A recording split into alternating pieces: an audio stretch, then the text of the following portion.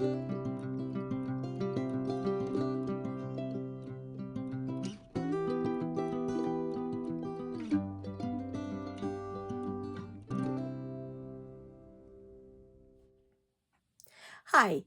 I'm Kimberly Canale. Welcome to Crafting with Kimberly. Today, we are going to be making woven baskets. I have used twine, fabric, and lace, and a recycled cottage cheese container.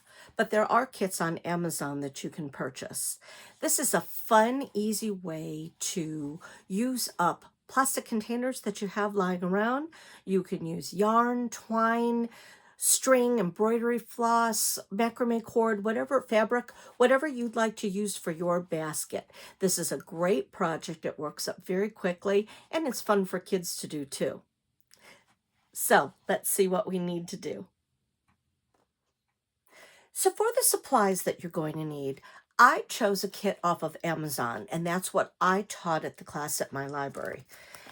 This is the sheet that it came with, and it shows you all the multiple kinds of baskets that can be purchased. There's a lot of great kits out there.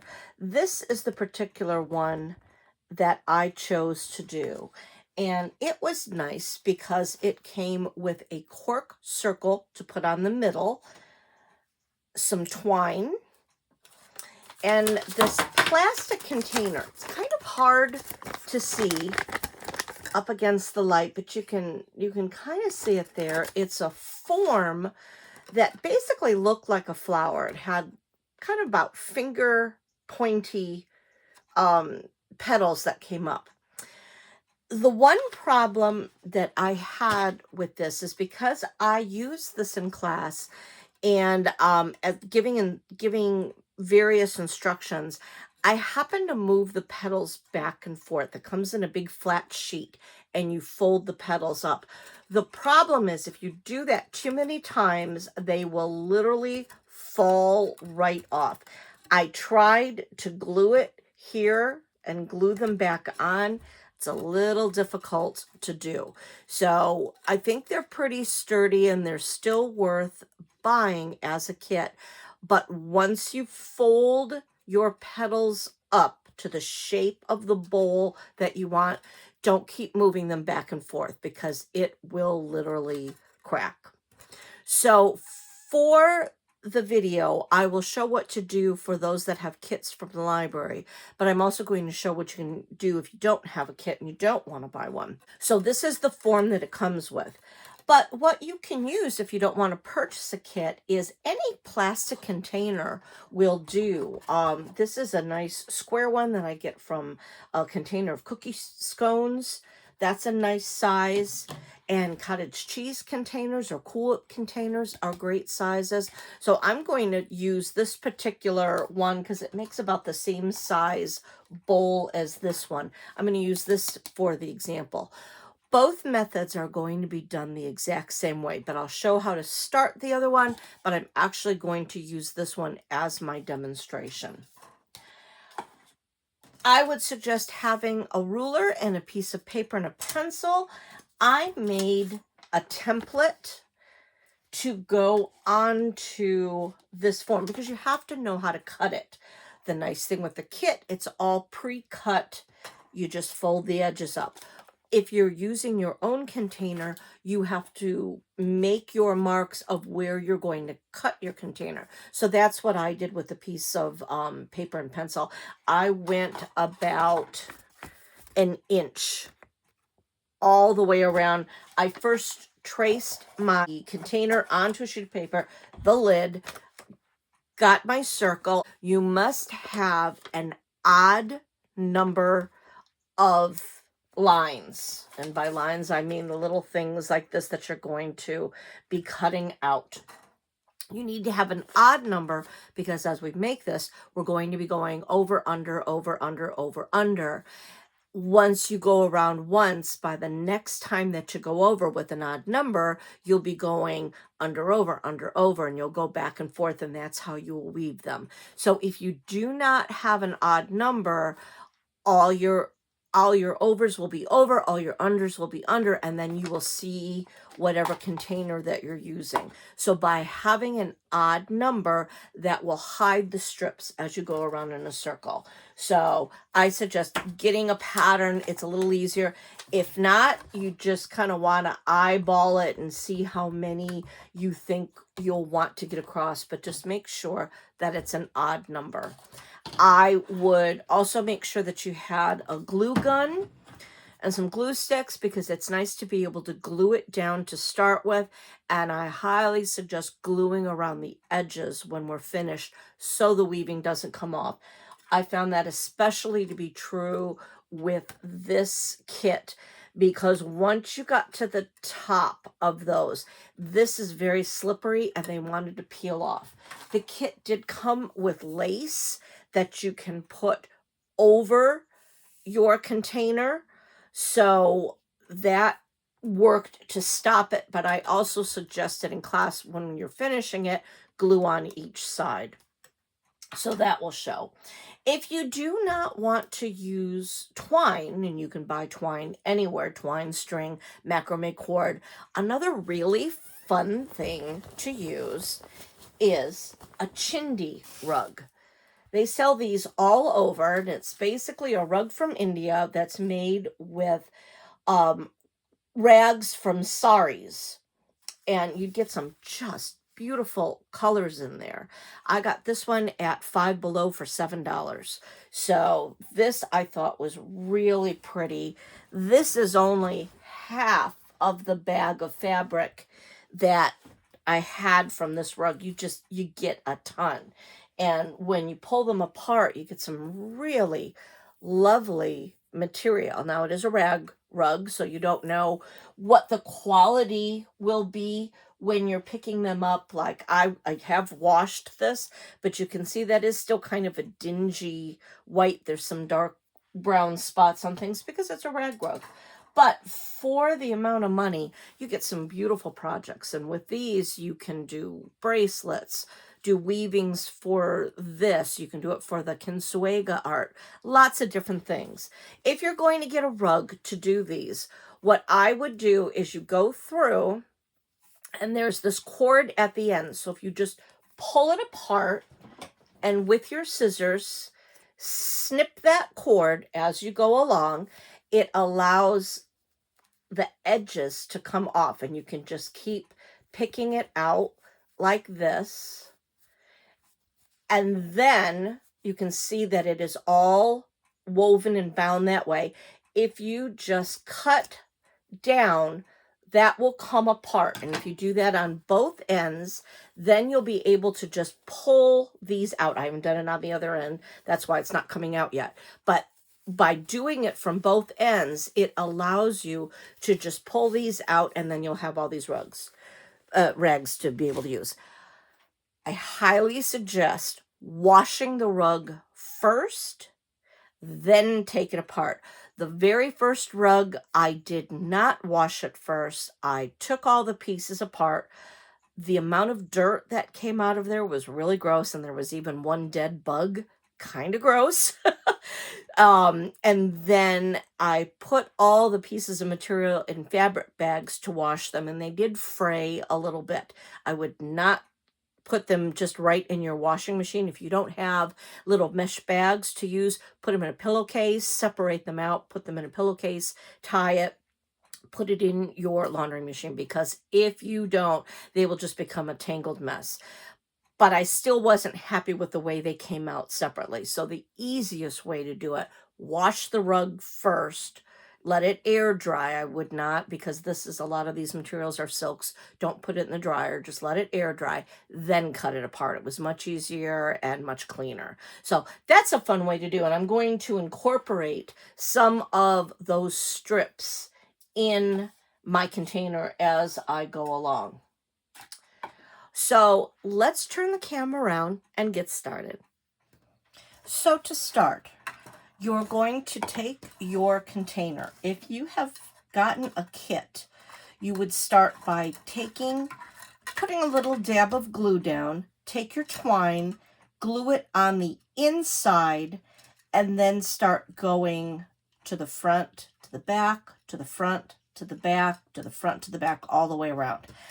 I am not going to use this container because it really is starting to fall apart. So using a container like this, once we get to the weaving, it'll be the same way. So if you have that container from the library, fold your edges up and then tap your little dot of glue on there and start weaving, which we'll show on this one. If you don't have a container, as I said, I put this down on a piece of paper and I traced around it so I could see how wide my top is going to be. This is a cottage cheese container and it has a nice lip. I'm going to keep that because that's going to give me something to really put my fabric on top. I like that little lip. So I'm going to keep mine. If you didn't want it, you could cut that part off. Same thing with a container like this. If you didn't want to have this overlying lip, just cut it to whatever size you want. But to make a pattern, once you've traced it, I kind of eyeballed and I used some pencil marks to see what it would take to give me an odd number. It ended up being about 1 inch. So there's about 1 inch of a measurement in between each one, and I came up with 13. You can have more or less, but that will just show you how wide your weaving is going to go. So if you wanted this to be very finely woven, you know, do that in half. But I'm going to take this and I'm going to cut a little notch out of each mark that I have here. So then I can take it and I can put it on my container and I will know where to make my marks. I could also take, because this equaled out being 1 inch, I could go around and just do 1 inch on each container. But if you have kind of an odd shape and you don't want to worry about exact measurements, this is a nice way to do it. Just make a little slit in between each of these little marks. And then what you'll be able to do is put this on your container to make some dots. So you can see that will fit nicely. I also numbered them just to make sure that I had an odd number. So now I can lay this on my top and I can easily just go like this. Or if you do have a pretty even marking, which mine was about 1 inch, you could take your ruler and do a little tick mark. I'm using a Sharpie just so I know that it gets on there. You just want a little mark so you know where you have to cut. So go all the way around your container. You can use milk jugs, water bottles, any kind of carton, any kind of container.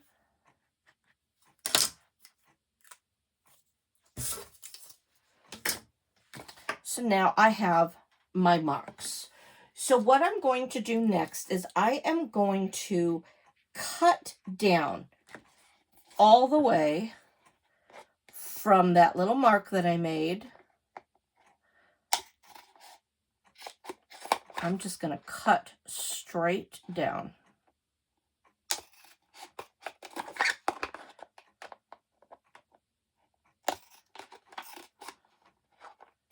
You don't want to cut over, you want to keep your base. And obviously you've washed and dried this, whatever container you're going to use.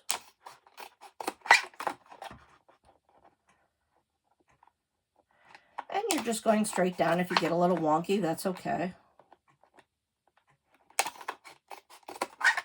But you're just taking the time to go through. And however many you had, as I said, if you wanted them to have a more woven look, do it even thinner, but it just has to be an odd number, not an even number. So now you can see that I have my containers. They're not exactly perfect measurements, but it's okay. I don't really care. If you want it to fan out a bit, you can push it out. If you want it to be that same size and straight up, keep it as it is. I want this to be straight up and down. I don't want it to fan out. You know, if you wanted it as a trinket bowl or something like that, you could fan them out, bend them down, get them bent into shape, and then start weaving. I want this to pretty much keep this size. So I am going to take my twine, and again, you want to start on the inside. I'm going to put a little piece of glue. I'm going to set that in. You can use the edge of your glue gun to tack it into place. Use your tools that you have. So now I have that started. I'm going to consider that under. So now I need to bring it out. That's my over. And now I need to go back under this one. The first row is the hardest because you just want to really make sure it gets in there. You're not being too loose, getting all the way down to the bottom. So take your time for the first one. So you can see there's a line. I've skipped that. Here's going to be a line. I'm going to go back through there, bring it inside, and again, you're just going to go over, under, under, whatever you want to say. Over, under, front to back, inside, outside, whatever mantra you want to say to yourself, do that. But for this very first row, make sure you're getting all the way down to the bottom. You don't want big loops. So you want to make sure that that's being pulled rather tightly. Like I said, it does get easier. First row is just always fiddly.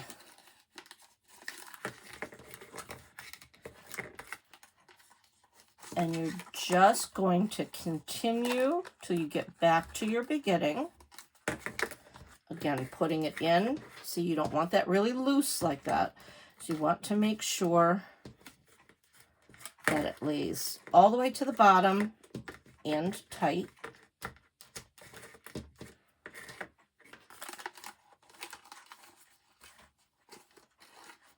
Now, I am back to my beginning. You can see I've gone all the way around. This is the time that if you have some really loose spots, you can take it, pull it, really get that first row looking nicely. So now I have them all where I want.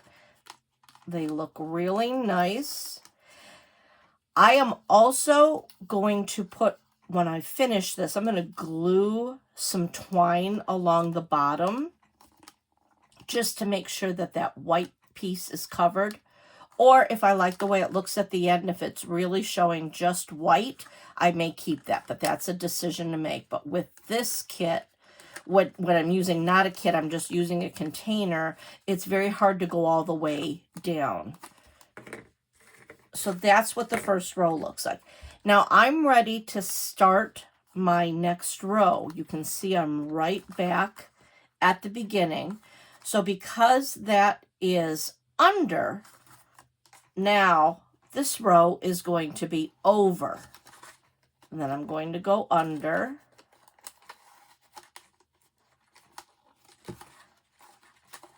This doesn't have one, so I know I have to go over. So you can see it's very easy. You're just weaving back and forth, in and out, pushing it down, making sure it's tight. And you're just going to continue all the way through. This is pretty easy, so I'm going to speed the camera up.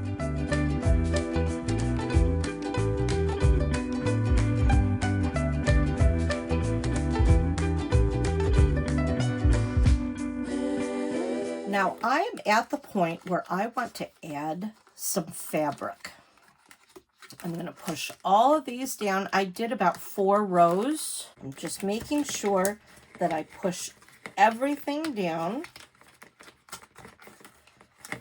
And now I can take a piece of fabric that I want to add. I had a wider tab here, and this is where I started, so it's nice to know that that's always my beginning. So I'm going to take a piece of this sari fabric.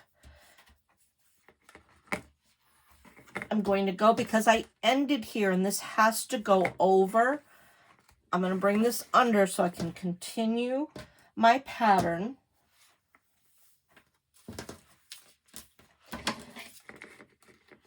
I'm going to cut my twine.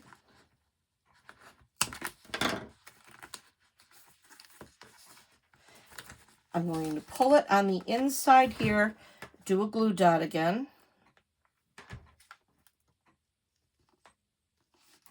Making sure that is being pulled tightly, kind of tucking it under there. I know this is where I want to start and finish, because it just helps me to remember where's the beginning, where's the end. I'm going to then take my fabric, give a little twist here at the end, put a little bit of glue there,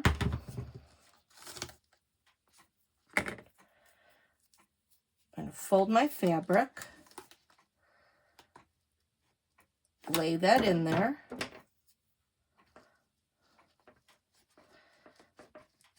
I can even tuck it a bit. I'm going to cut those edges off because you can see how this gets very frayed at the edges. But I'm going to tuck that in there like that. So now that's my under. I'm going to continue again. And I'm going to keep kind of twisting this as I go. That's how I want my fabric to look. It's twisted. So I'm going to go over, under, pushing it down, continuing just like we did. And you can see what a really nice contrast fabric and twine is. It looks really pretty. You can coordinate. I have a sage green living room, so this is why I have chosen to use this color.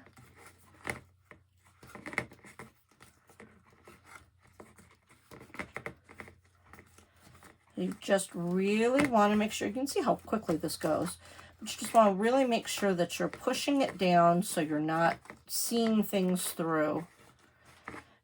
And especially with a container like this, you can see it's not clear, so you can kind of see through it. We'll be able to fix that at the end by being able to push down and hot gluing if we need to. But the more you can get it pushed down as you're going, the better that will be.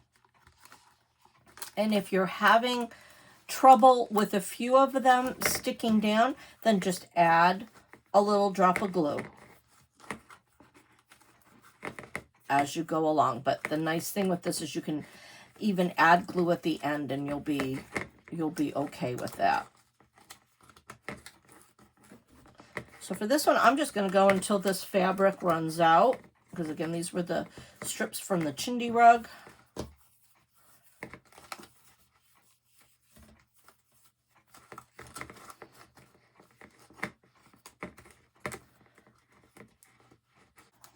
I can wrap it around this one. This is allowing me to wrap it around the outside edge and bring it in.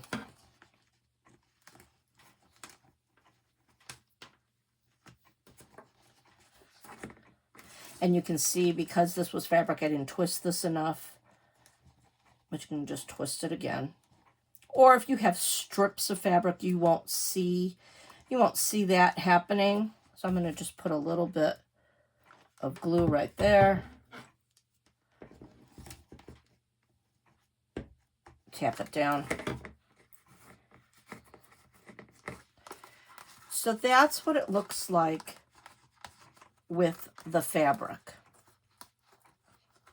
And again, this is it unrolled, so if that's happening to you, put a little bit of glue and tap it down. And then we'll be able to do the same thing with the twine. But you can see it gives a really pretty look with the fabric.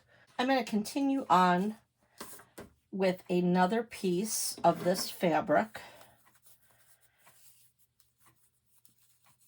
twisting it up. So I'm going to come back to that same spot that I keep ending near. Put some glue down. Lay that fabric down. I use my scissors just kind of to tuck it in there.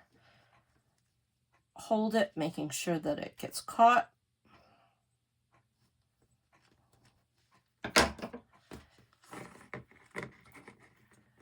Twisting to give it a nice tight, if you have strips of fabric, you won't have this unevenness. But because this is that fabric from the chindi, this is how it happens to look. So I'm going to bring that through, and because that was under, so I'm going to go over again. And then just continuing through. So this is giving me 2 different colors of the green, which I think is pretty.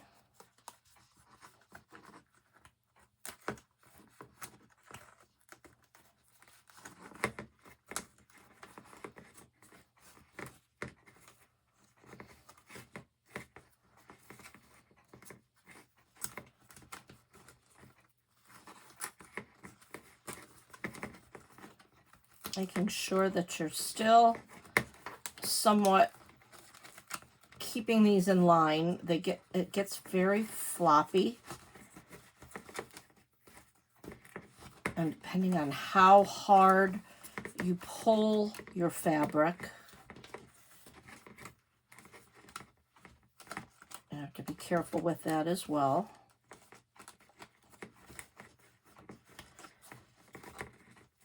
Good idea to just kind of keep pulling and pushing, twisting as you go. If you have pieces that really are sticking out.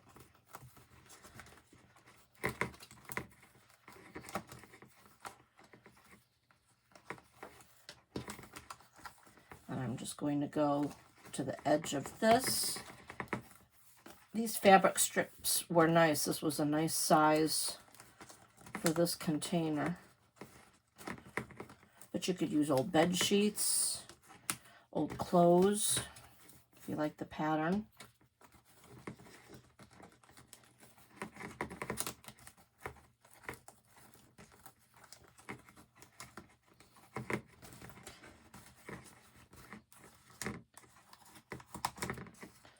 Again, I'm just going to continually keep spinning, but then pushing down to really make sure that that's being hidden and covering everything. That's why, yes, this is a fast project, but do take your time. I'm trying to go a little quickly for the camera, but do take your time as you go through this. Now this doesn't give me enough to wrap around, so I'm going to end it in here.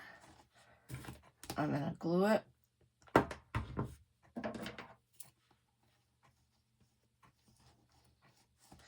Just kind of tuck that under. Make sure that's in. And now I'm going to go back to my twine, but I'm going to continue to just push all of this through. When you use the fabric, you don't see the woven part of it. It you know, just kind of, if you really look, you don't see it as much as you do like this, but it still gives a really, really pretty look. So I'm going to go back to my twine, start that up again, and I'm going to continue coming to that wider strip that I have. I think I'm going to start to the one next to it, right where I left off. So I'm going to put some glue, set my twine down, hold it into place.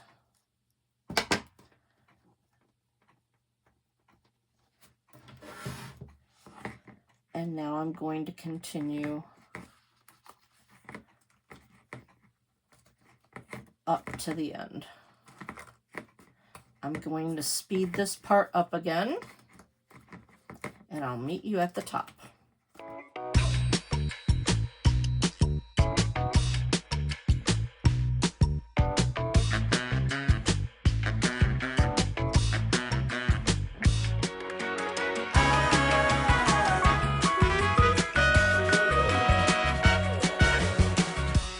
All right, now I am up at the top and I can't go any further. I've got a little bit of a gap along this last one, so I think what I'm going to do is I'm going to put a little bit of glue through there, pull my twine, secure it,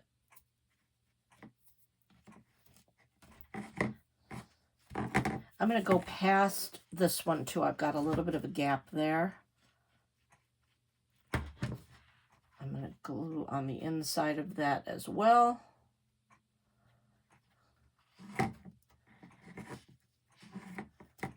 And I think I have twine, so I think I'm going to do this one as well. You don't have to do this. Just look and see how your edges look.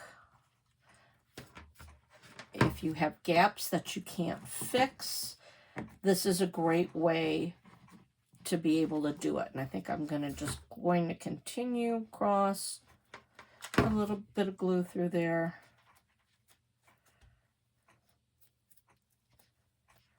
Filling in some of these last gaps that I have.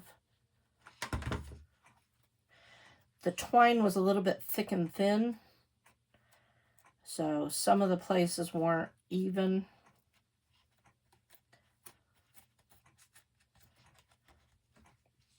Yeah, I'm just going to continue that along. As you can see, these little open spaces,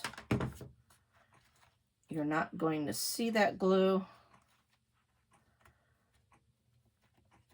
but it's going to give me a nice finished edge here. Filling in these spots that weren't exactly covered. And you can see I'm pushing in the gap, so it looks like that is still a woven piece.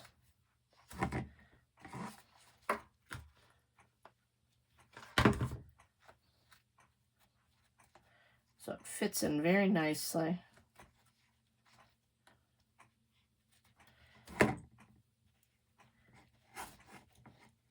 And I'm going to bring that in, and I'm going to give it a snip. Put a little bit of glue there. Bring this in and down.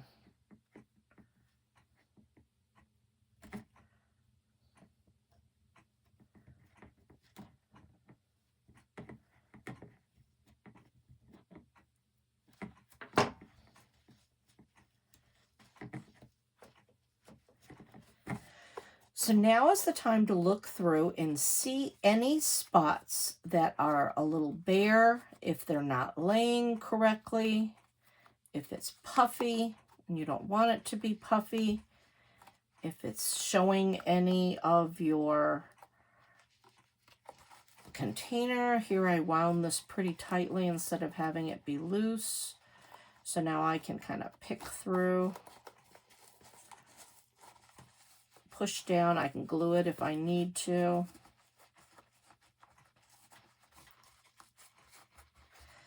But now you can see that I have that. I am going to take the piece of lace that came with the kit, and I'm going to glue that across my top. So this is going to give me a finished edge. I could use some more of that green material if I wanted to. As long as I had this lace, I'm just going to use that. I'm going to start here kind of in the beginning where I've been starting. A little bit of glue on the inside, a little here on the outside and across the top. I'm going to put that in half, and I'm going to tuck it down. This had a straight edge to it, so I'm going to keep the straight edge on the inside. So I'm just going to continue to go across the top, a little bit on the inside, a little bit on the outside. And I'm definitely going to take my time with this one because I want this to be even. And, you know, the problem is it's technically a straight piece of lace going around a round container. So it'll buckle a little bit. So that's why if you go very slowly,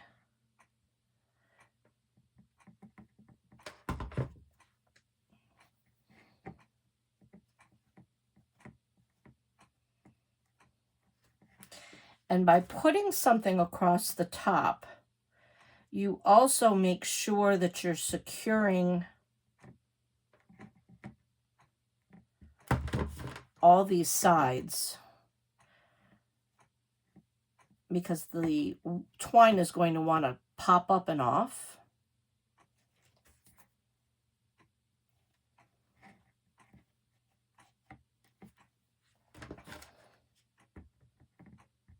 So again, going across the top, a little bit on the inside, a little bit on the outside. Gently tap it over.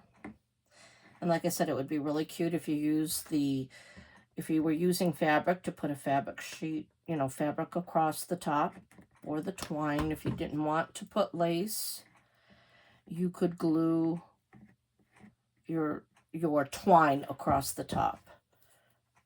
I could do that.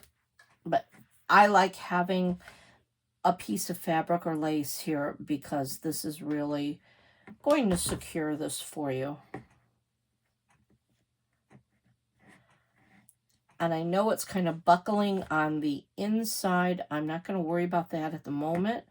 I'm going to just make sure I get this all the way across first.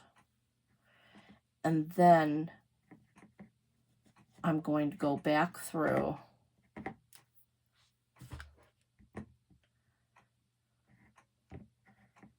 and glue it down.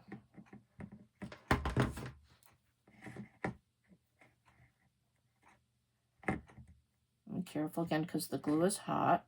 You can use those silicone fingers. They make those like that, which are really nice to use.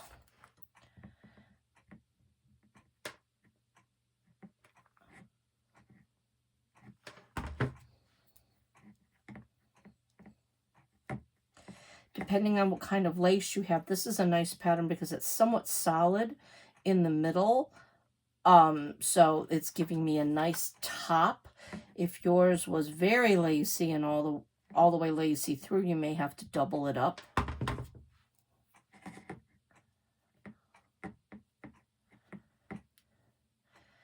And I've come to my edge here. I'm going to go over a little bit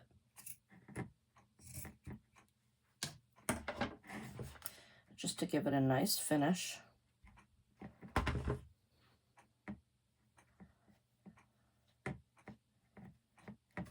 And now I can go through and all these little pieces that are sticking up, I can go around with my glue gun and tack it down. And again, use the tip of your glue gun. That's a great little tool to have because you can push things down with it, and then you're not burning your fingers either.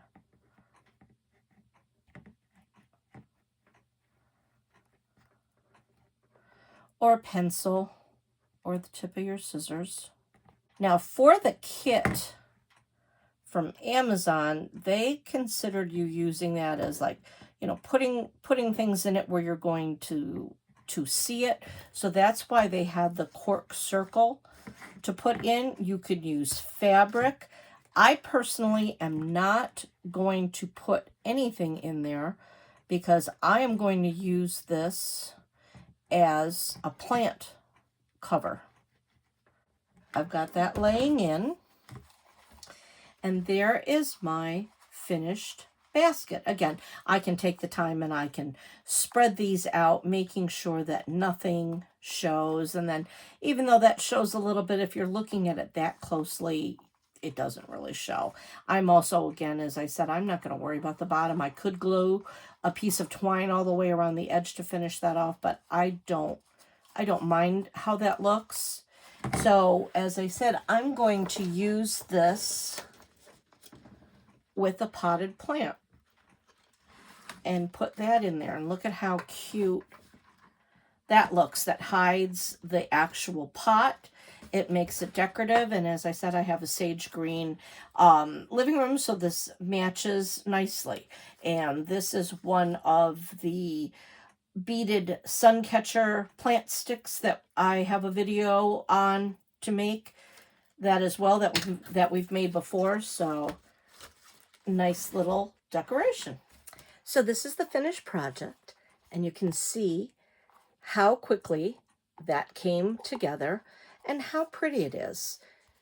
And you can decorate this and coordinate it, you know, any way you'd like. And what a pretty use to hide a flower pot, just to give it an extra bit of decoration. Well, I hope you had fun. Thanks for crafting with me. This is Kimberly Canale, Crafting with Kimberly. See you next time.